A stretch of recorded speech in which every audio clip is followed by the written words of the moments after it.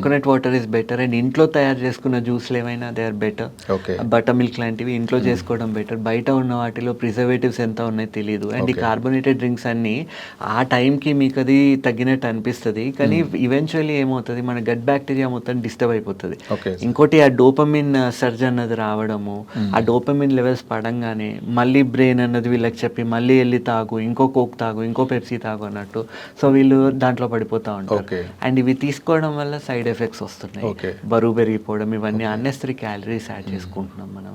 Cool water మరీ చల్లగా తీసుకోవడం వల్ల ఏం లేదు, బట్ దెన్ ఇప్పుడు పాట్లో పెట్టి తీసుకునే వాళ్ళు కదా, క్లియర్గా అట్లా తీసుకోవడం బెటర్.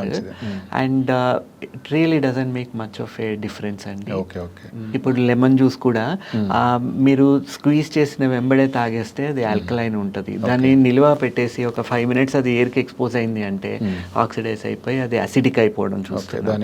సో చేసిన వెంబడే తీసుకుంటే అది బెనిఫిషియల్. ఇంకోటి పళ్ళ రసాలు అన్నారు కదా, ఇంతకుముందు అనుకున్నాం కదా. సో ఎప్పుడైనా పళ్ళు లేని వాళ్ళకి పళ్ళ రసాలు, పళ్ళు ఉన్నాయి అన్నప్పుడు దాన్ని నార్మల్గా న్యాచురల్గా తినేసింది బెటర్.